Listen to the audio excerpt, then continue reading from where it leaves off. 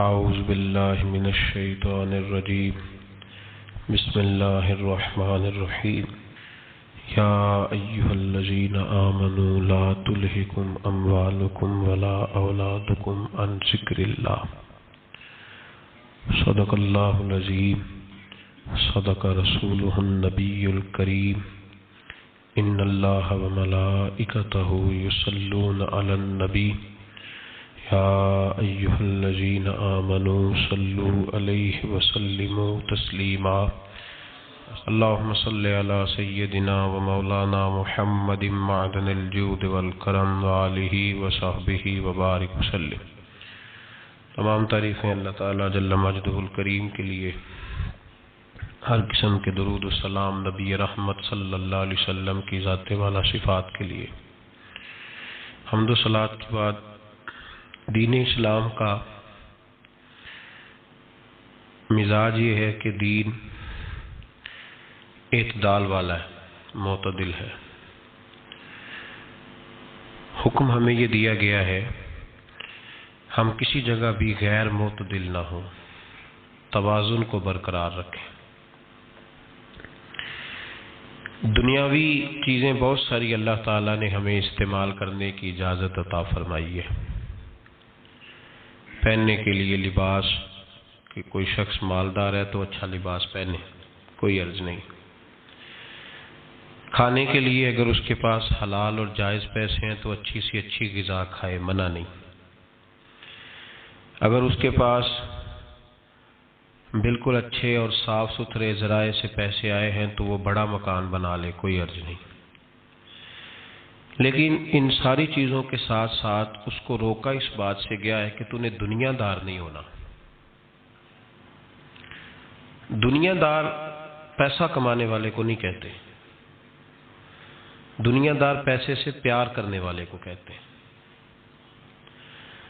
دنیا دار جائز طریقے سے پیسہ کمانے والے کو نہیں کہتے، دنیا دار حرام ذریعے سے مال اکٹھا کرنے والے کو کہتے ہیں۔ دنیا دار صرف وہ نہیں ہوتا جو کسی دکان پہ بیٹھا ہے اور دکان پہ بیٹھ کے وہ کمائی کر رہا ہے تو اسے کہیں گے کہ وہ دنیا دار ہے، اور مولوی صاحب مسجد میں نماز پڑھا رہے ہیں تو وہ دیندار ہے۔ ایسا نہیں ہے، بہت سارے مولوی دنیا دار ہوتے ہیں، دیندار نہیں ہوتے۔ اگر میں نے کسی بچے کو قرآن شریف پڑھایا ہے سویرے تو میرا دل کرتا ہے وہ ایک سوٹ میرے لیے لے آئے تو میں دنیا دار ہوں، میں تھوڑی دیندار ہوں۔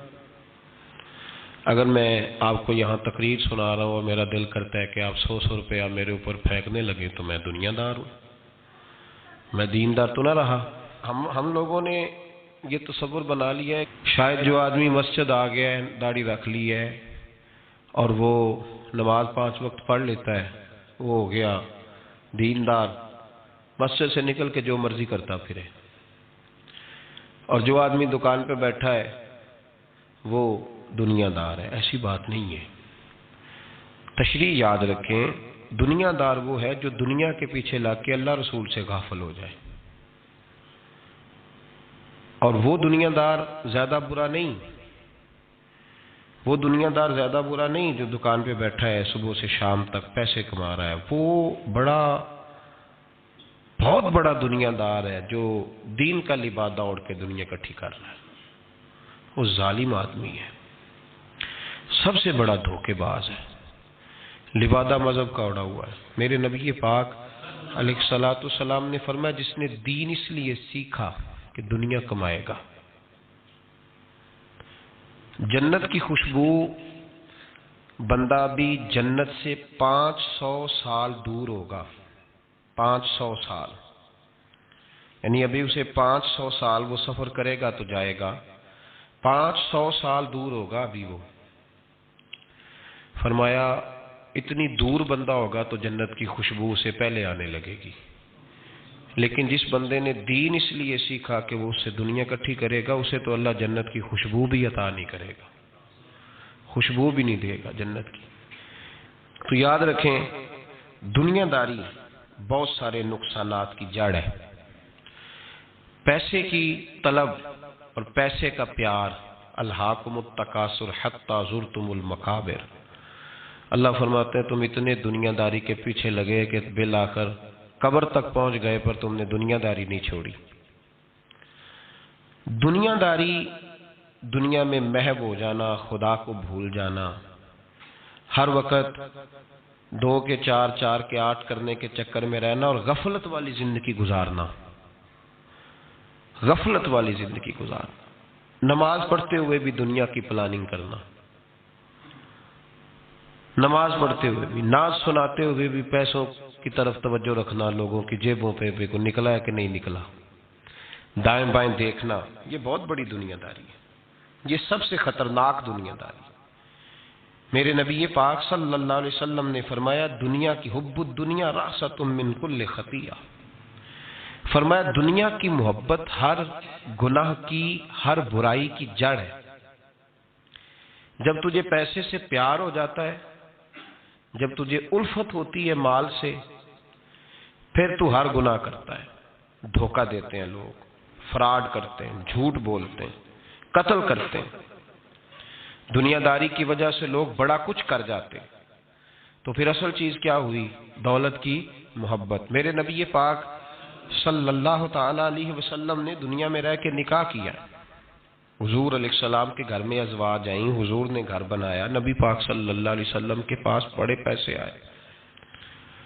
ہمارے زمانے میں درویش وہ ہے جو بھوکا ہو، حالانکہ درویش بھوکے کو نہیں کہتے، درویش اس کو کہتے ہیں جس کے پاس کروڑوں روپیہ ہو پر اسے پیسے سے پیار کوئی نہ ہو، اس کو درویش کہتے ہیں۔ دنیا داری اتنی عام ہو گئی ہے ہر حلقے میں، مالدار کا یہ حال ہے کہ کروڑوں روپے ہیں پر اس کو سکون نہیں، وہ بیچارہ ہر وقت ٹینشن میں ہے کہ یہ بڑھ کیوں نہیں رہے، یہاں تک لوگ کہتے ہیں لوگ پیسوں سے پیسہ کماتے ہیں، ہم نے کیا کمایا آج تک۔ وہ الجھاؤ اتنا خطرناک ہو گیا، اتنا خطرناک، لوگ آ کے پیر صاحب سے کہتے ہیں دعا کریں کام چل جائے، تو اللہ کے بندے کے پاس آ کے اس چیز کا سوال کر رہا ہے جو اللہ نے کافر کو بھی دی ہوئی ہے، جو بغیر کلمہ پڑھنے کے اللہ نے کافر کو دے دی ہے، وہ تو بیعت کر کے مرید ہو کے وظیفہ پڑھ کے حاصل کرنا چاہتا ہے۔ پتہ حضور نے مثال کیا دی ہے؟ مثال میرے محبوب کی، اگر آپ مثال کو سمجھیں تو کمال ہو جائے۔ نبی پاک صلی اللہ علیہ وسلم حضرت جابر بن عبداللہ رضی اللہ تعالیٰ عنہ کے گھر سے نکلے تو ایک بکری کا بچہ مرا ہوا پڑا تھا، ایک ذبح ہوتا ہے ایک مر جاتا ہے، مرا ہوا پڑا تھا بکری کا بچہ روڑی کے ڈھیر پہ۔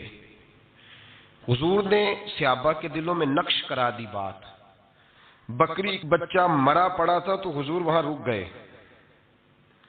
رک کے میرے محبوب پاک صلی اللہ علیہ وسلم نے فرمایا میرے غلاموں بتاؤ تو صحیح، ادھر آؤ بھائی، ٹھہر جا، تو بھی آ، تو بھی آ، تو بھی آ۔ صحابہ کو بلا لیا، کہاں؟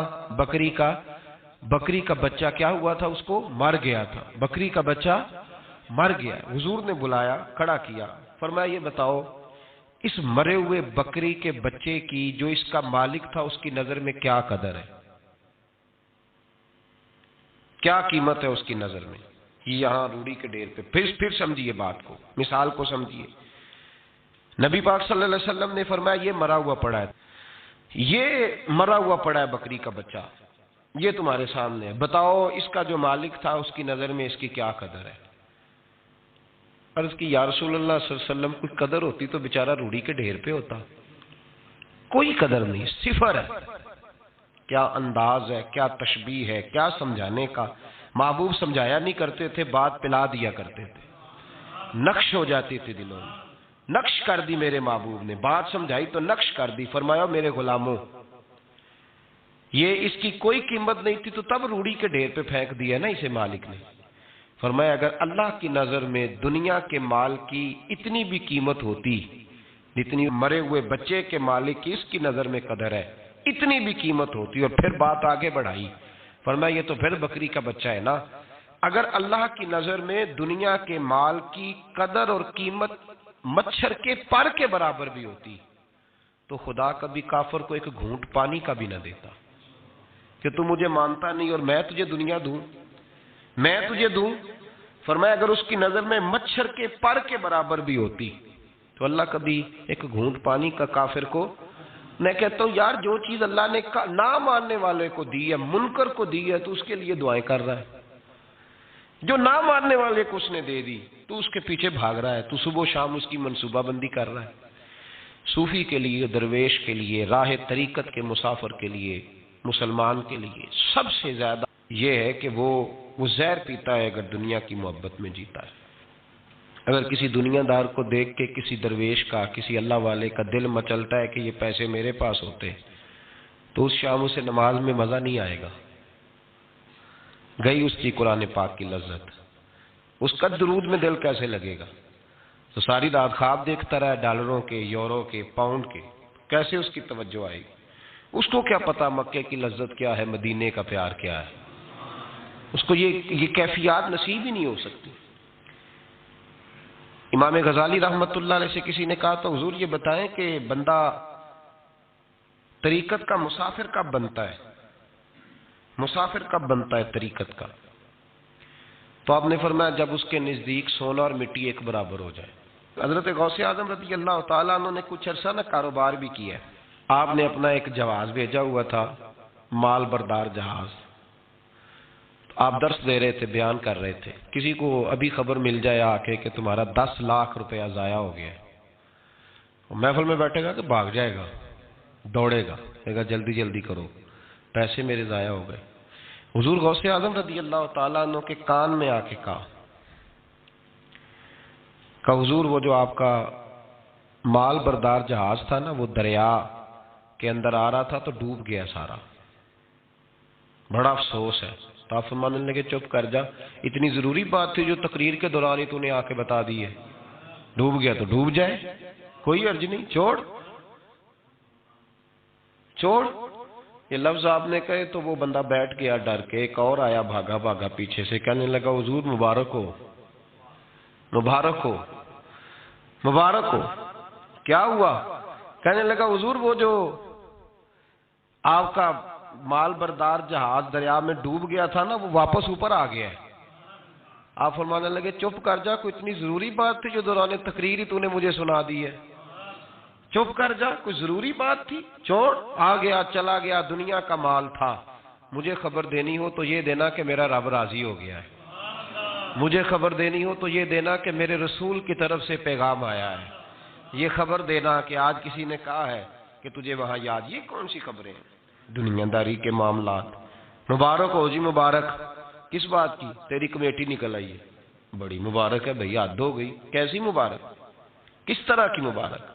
حضرت ابو الحسن خرقانی بہت بڑے درویش تھے، محمود غزنوی مرید تھا، محمود غزنوی بادشاہ وقت، اور بو علی سینہ جیسے سائنسدان آپ کے مرید تھے۔ ایک دن سر میں خارش ہونے لگی تو خادم کو بلایا، خادم کو، کہنے لگا یار دیکھنا کہ جمعے تو نہیں پڑ گئی میرے سر میں۔ اس نے کہا حضور آپ اس طرح کریں، ذرا کرتے کے بٹن کھولنے پیچھے کریں تو میں نا ایک تیل ہے اس کو رگڑتا ہوں، سنا ہے وہ تیل سر میں ڈالنے تو جمعے جو ہوتی ہیں نا باہر نکل آتی ہیں۔ وہ بٹن پیچھے کیا ہوا ہے، وہ خادم تیل لگا رہا ہے اور تلاش کر رہا ہے کہ جوں مل جائے۔ بن سنور کے بیٹھتے ہیں لوگ، ایسا نہ ہو کہ کسی کو پتہ چل جائے، بلکہ ریڈی میڈ تیاری کر کے آتے ہیں لوگ، بڑی زبردست۔ حضرت ابو الحسن خرقانی رحمت اللہ تعالی علیہ تو پہلے دن جو خادم تھا وہ جمعے تلاش کر رہا ہے، تو پہلے دن محمود غزنوی ملنے آ گیا۔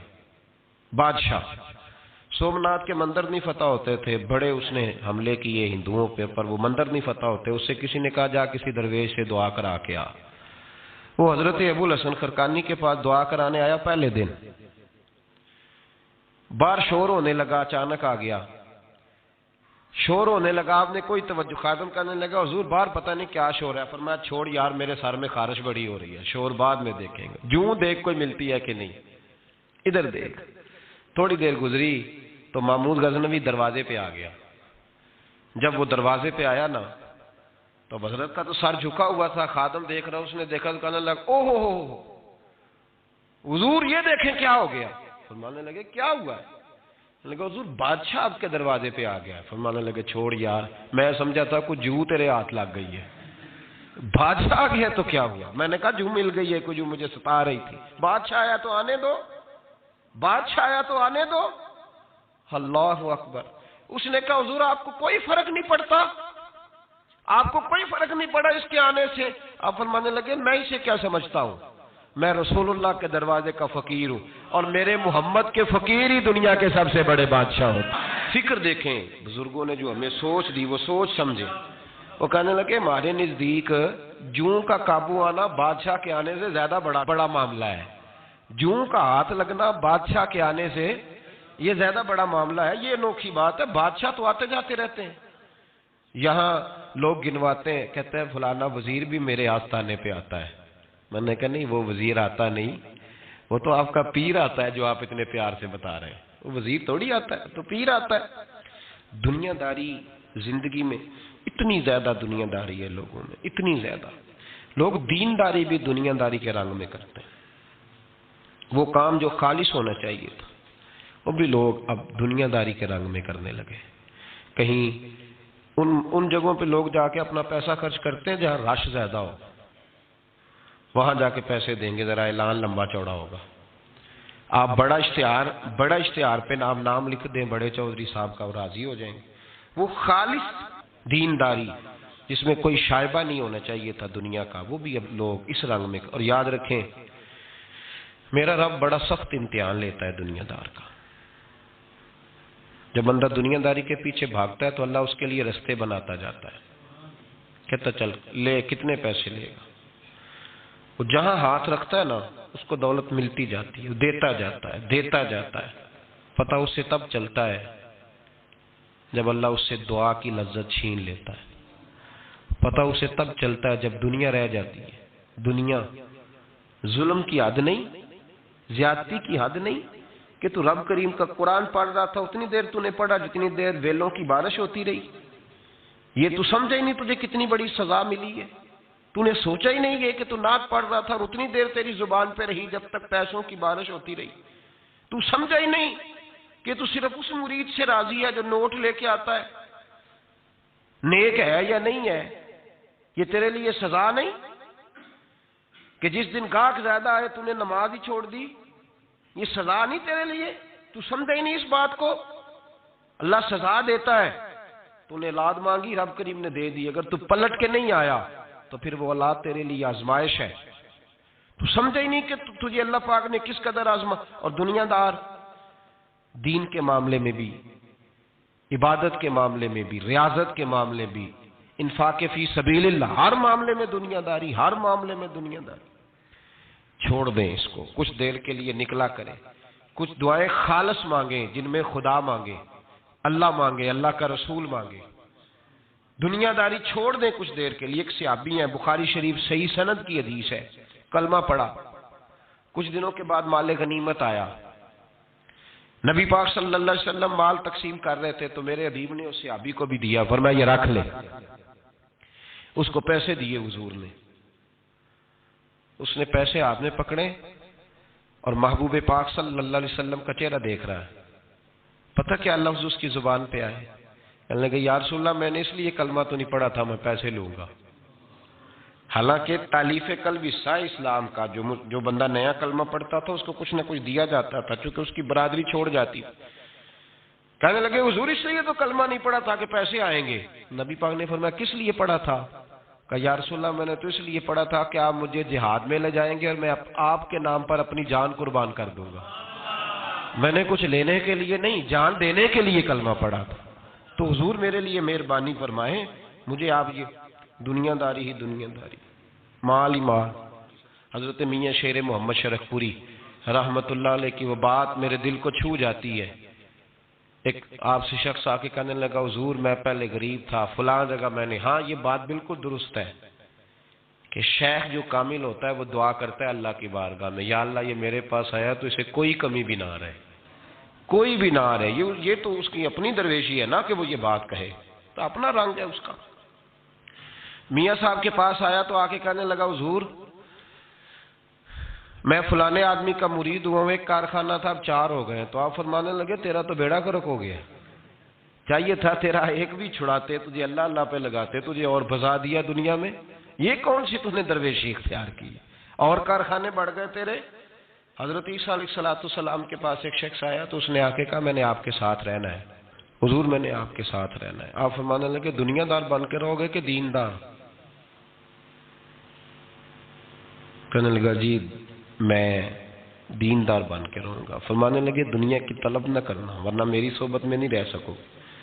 حضرت عیسیٰ علیہ السلام نے شادی نہیں کی، مکان ہی نہیں بنایا، ایک تکیہ، ایک پیالہ، ایک کمبل، جہاں رات ہوتی وہیں سو جاتے۔ ایک دن ایک شخص کو دیکھا کہ وہ ڈھلان بنی ہوئی تھی، پتھر کی پہاڑ، تھوڑی سی ڈھلان بنی ہوئی تھی تو نیچے لیٹا ہوا ہے۔ آپ نے کمبل بھی صدقہ کر دیا، کہنے لگے آج کے بعد جہاں ڈھلان بنے گی وہاں سو جائیں گے، کمبل کی ضرورت ہی کوئی نہیں۔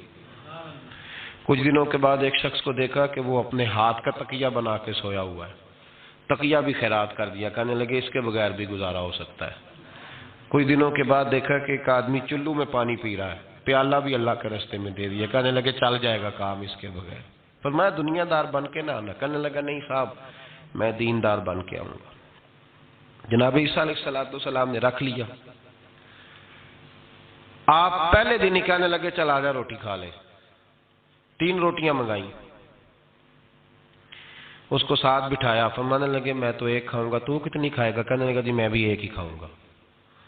ایک روٹی اس نے کھا لی، ایک آپ نے کھا لی، تیسری روٹی چھوڑ کے جناب عیسیٰ علیہ السلام دریا کنارے وضو کرنے چلے گئے۔ واپس آئے تو روٹی کوئی نہیں تھی۔ اللہ کے نبی تھے، جان گئے۔ رب کریم کا بندہ بھی جان جاتا ہے۔ اقبال کہتے ہیں اولیاء کیا ہیں جواسی القلوب، کہتے ہیں رب کے ولی کو ٹٹولا نہ کر، وہ تو دلوں کے حال بھی جانتا ہے۔ انہیں ٹٹولا نہ کر، غبار آلود سمجھ کر حکارت سے نہ دیکھ ان کو، انہی کی ٹھوکروں سے سلطنت بنتی بگڑتی ہے۔ اور اقبال کہتے ہیں نہ تیغ و تیر میں نہ لشکرو سپاہ میں، نہ تیغ و تیر میں نہ لشکرو سپاہ میں، کہتے ہیں نہ تلوار میں نہ تیر میں نہ لشکر میں نہ فوجوں میں، نہ تیغ و تیر میں نہ لشکر و سپاہ میں ہے، جو بات مرد کلندر کی بارگاہ میں ہے، جو بات مرد کلندر کی بارگاہ میں۔ تیسری روٹی کدھر ہے؟ کہنے لگا حضور مجھے نہیں پتا۔ فرمانے لگے تجھے پتا ہے پر تو بتا نہیں رہا۔ کہنے لگا مجھے تیسری روٹی کا پتا۔ حضرت عیسیٰ علیہ السلام ایک ہرنی جا رہی تھی، اس کے ساتھ 2 بچے تھے، آپ نے ایک بچہ پکڑا، اس کو ذبح کیا، لکڑی جلائی، اس کو بھونا، اس کو بھی کھلایا، خود بھی کھایا، ہڈیاں جمع کر دیں۔ جب وہ ہڈیاں اس پہلو کو ذرا سمجھیے گا، جب کھا بیٹھے ہڈیاں جمع، وہ ہرنی بھی کھڑی ہے، دوسرا بچہ بھی کھڑا ہے، ایک بچہ کا ذبح کر کے کھا لیا، دوسرا کھڑا ہے۔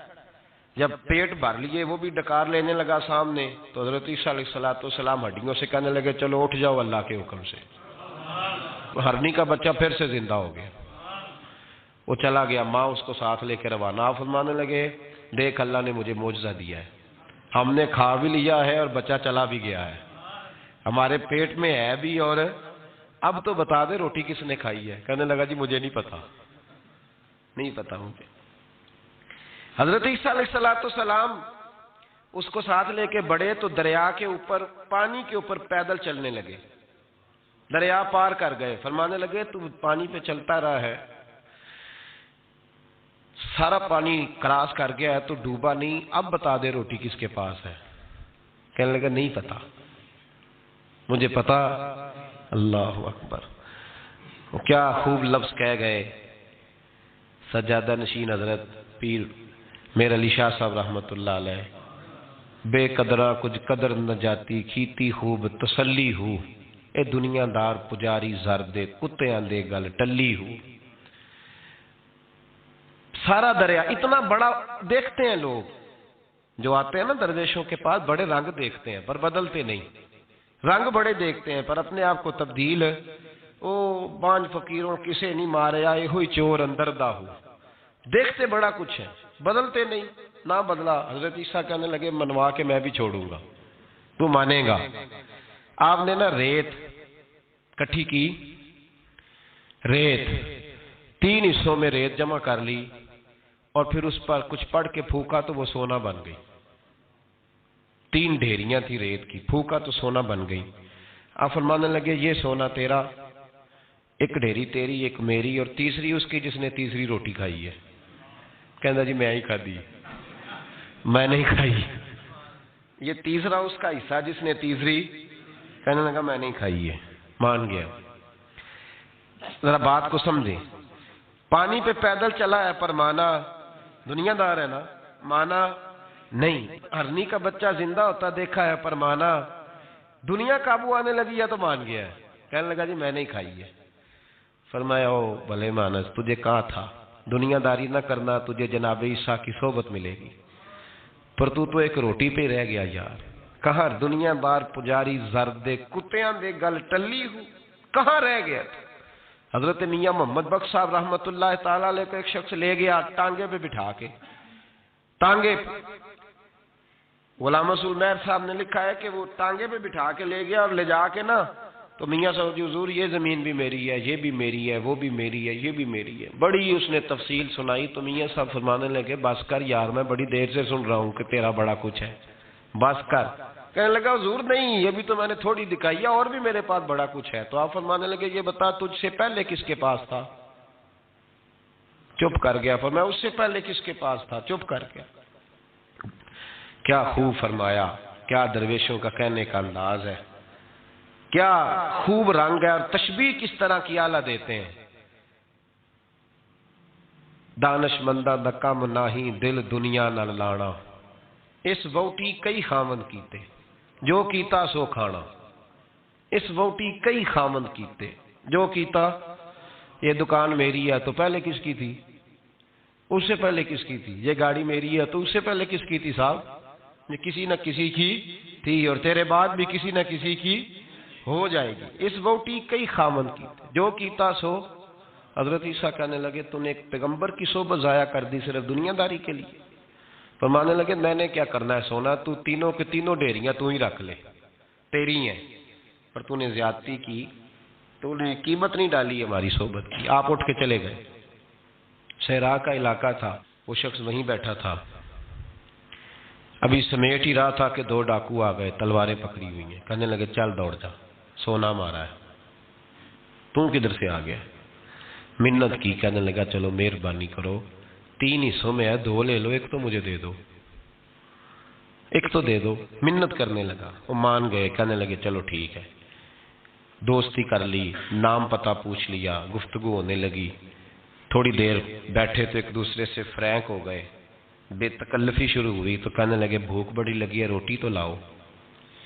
ایک کو بھیجا، ڈاکوؤں میں سے ایک کو بھیجا کھانا لینے، وہ کھانا لینے چلا گیا۔ اب یہ دونوں پیچھے رہ گئے، ایک وہ روٹی کھانے والا اور ایک ڈاکو، تو آپس میں کہنے لگے یار یہ تیرا پوچھتا ہے وہ روٹی کھانے والا، تیرے اس کے ساتھ کیا تعلق ہے؟ کچھ بھی نہیں، ڈاکو ڈاکو سجن ہے۔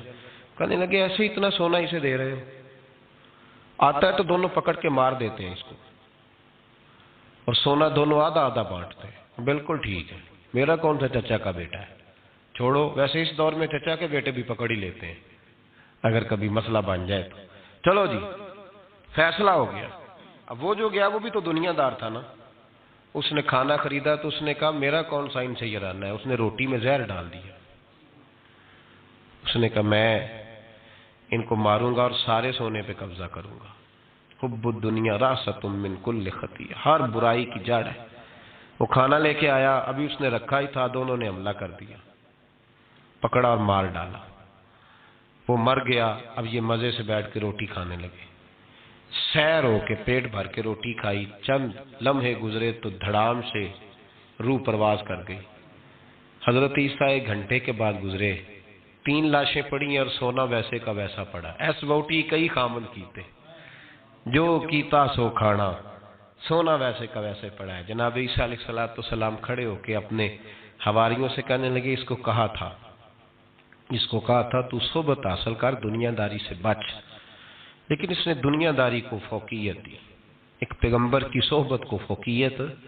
آج نقصان یہ ہوا ہے کہ خود مرا ہے اور 2 لاشیں اور بھی اس نے ساتھ کٹھی کر لی۔ دنیا داری سے بچ جائیں، اس سے بچیں، ضرورت کی حاصل کریں، ضرورت سے زیادہ نہیں، ضرور محنت کریں، جد و جہد، حلال روزی کمائیں اللہ کے راستے میں دینے کے لیے، غریبوں کی مدد کرنے کے لیے ضرور کریں، لیکن اس کو مشن نہ بنائیں، یہ مشن نہیں۔ اگر آپ نے صبح سے لے کے شام تک 3 گھنٹے وقت گزارا ہے تو پھر آپ کا 2 گھنٹے اگر دنیا میں گزرے تو 1 گھنٹہ دین میں گزرنا چاہیے نا، ورنہ آپ کا دن ضائع ہو گیا ہے۔ کم از کم تیسرا حصہ تو دین کو دو۔ ہمارے بزرگوں نے ضمناً دنیا داری رکھی، ضمناً کہتے تھے ہم تو اتنی روزی کماتے ہیں کہ کمر سیدھی ہو سکے۔ ایک تو میرے عزیز یہ یاد رکھے کہ اپنے ہمہ وقت زندگی کو دنیا کو ٹائم نہ دیں، دنیا کو اتنا ٹائم دیں جتنی کہ اس کے لیے حضرت علی المرتضیٰ رضی اللہ تعالیٰ عنہ کا ایک فرمان یاد رکھیں۔ آپ فرمایا کرتے تھے میں دنیا کے لیے اتنی محنت کرتا ہوں جتنا میں نے دنیا میں رہنا ہے، اور آخرت کے لیے اتنی محنت کرتا ہوں جتنا میں نے آخرت میں۔ جو آدمی 500 سال پہلے فوت ہو گیا تھا وہ کہاں ہے؟ ابھی قبر میں ہے۔ زندگی کتنی گزار کے گیا؟ 60 سال 70 سال۔ جتنا دنیا میں رہنا ہے اتنی اس کے لیے جد و جہد کریں، جتنا جانا ہے اتنا جانے کے لیے محنت کریں، اپنے آپ کو ضائع نہ کریں۔ اور یہ جو اللہ اللہ سیکھ رہے ہیں لوگ درویشی کے رستے پہ، ان کے لیے تو موت ہے، یاد رکھیں۔ جتنا زیادہ دنیا کی طرف جائیں گے اتنا، دیکھیں نا اللہ تعالیٰ شراکت کو تو پسند فرماتا ہی نہیں۔ اگر آپ نے، اور پھر میں نے کہا کہ جس بندے نے اس نے نماز پڑھتے بھی یہی سوچا ہے کہ میں نے نکل کے پیسے لینے ہیں، کیا اس نے حاصل کیا؟ اپنے آپ کو خوددار رکھیں، کبھی کسی موقع پر کسی بھی لحاظ سے اپنے آپ کو دنیا داری کے معاملے سے کمزور ظاہر نہ کریں۔ اور دنیا کا پیار جہاں آ گیا وہ ختم، طریقت ختم۔ اگر آپ کی جد و جہد، اور یاد رکھ لیں آپ روحانی طور پہ مریں گے جس دن توجہ دنیا کی طرف کر لیں گے، اللہ اللہ کی لذت ضائع ہو جائے گی۔ اور پھر ایک اور بات لکھ لیں، تجربے کی روشنی میں عرض کر رہا ہوں، لکھ لیں اس کو کسی جگہ، کسی ایسی جگہ نقش کر لیں جہاں سے کبھی مٹے نہ۔ ہم نے اپنے بزرگوں کی صحبت میں رہ کے ایک تجربہ سیکھا ہے، جس کی پیسے کی طرف توجہ ہوتی ہے پیسے اس کے آگے دوڑنے لگ جاتے ہیں، وہ دوڑتے ہیں، تو تھک جائے گا، ان تک پہنچ نہیں سکتا، تھکا کے ماریں گے تجھے پیسے، اور تو اپنا چہرہ پھیر پیسوں کی جانب تیرے پیچھے دوڑنے لگ جائیں گے، پیچھے پیچھے دوڑیں گے، بھاگتے پھریں گے تیرے پیچھے، بھاگتے ہیں پیچھے۔ لوگ کہتے ہیں نہیں رہنے دو، ضرورت نہیں۔ دنیا کا مزاج ہے، جو دنیا کے پیچھے بھاگتا ہے اس کے آگے بھاگتی ہے، اور جو منہ موڑ لیتا ہے اس کے پیچھے لگ۔ درویشی اختیار کرنے کا ارادہ تو کریں، ہم پروگرام ہی نہیں بناتے، ہمارا ارادہ ہی نہیں بنتا، ارادہ تو کریں۔ اور بھائی جس دن ارادہ ہو جاتا ہے اسی دن اللہ نوازنا شروع کر دیتا ہے، جس دن ارادہ ہوتا ہے اسی دن اللہ کہتا ہے چل کھول گیا، وَيَرْزُقُهُ مِنْ حَيْثُ لَا يَحْتَسِبُ، اب تجھے وہاں سے دینا ہے جہاں سے تیرا کبھی گمان بھی نہیں گیا ہوگا۔ اس لیے میرے بھائی توجہ اللہ کی طرف، خبردار یہ دنیا داری جتنی اس کی ضرورت ہے اس کو اتنا کرو۔ میرے نبی پاک نے زہد اختیار فرمایا ہے، زہد، دنیا داری۔ پیسے بڑے اچھے ہوتے تو سب سے زیادہ میرے مصطفیٰ کی تجوری میں ہوتے، سب سے زیادہ۔ اگر آپ توجہ دنیا داری کی طرف کریں گے تو حالات خراب ہو جائیں گے، توجہ رب رسول کی طرف رکھیں، بڑی جلدی بہتری۔ محمود غزنوی نے نا ہیرے بکھیر دیے، خزانوں کے منہ کھول دیے، کہنے لگا جو جس پہ ہاتھ رکھے گا شاید اسی کی ہو جائے گی۔ کھول گئے دروازے، جو لوگ دوڑے، پتہ تھا بادشاہ کے پاس کیا کیا ہے، یوں سمجھ لیں کسی نے پجاروں پہ ہاتھ رکھ دیا، کسی نے جا کے تو وہ جہاں بندھے ہوئے تھے بڑے بڑے جانور استبل میں، اس نے کہا حویلی گھوڑوں سمیت میری، کسی نے کسی شے پہ، کسی پہ کسی شے پہ، دوڑنے لگے، جس پہ جو ہاتھ رکھے اسی کی۔ ایاز بڑا سیانا تھا، پیچھے سے اٹھا دھیما دھیما آ کے تو محمود غزنوی کے کندھے پہ ہاتھ رکھ دیا۔ اس نے کہا تجھے کوئی شے نہیں چاہیے؟ کہا بادشاہ تو وعدے پہ قائم رہے، تو نے کہا تھا جو جس پہ ہاتھ رکھے گا اسی کا ہو جائے گا، تو مجھے جو شے چاہیے تھی میں نے ہاتھ رکھ دیا ہے، اب تو بتا وعدے پہ قائم ہے کہ نہیں؟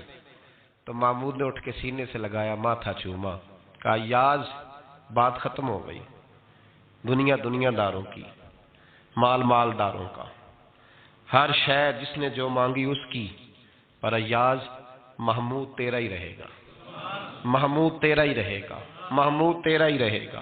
نہ وہ غزنوی میں تڑپ رہی، نہ وہ خم ہے زلف ایاز میں، نہ وہ حسن میں رہی شوخیاں، نہ وہ عشق میں رہی گرمیاں، کہا یہ تیرا ہی رہے گا۔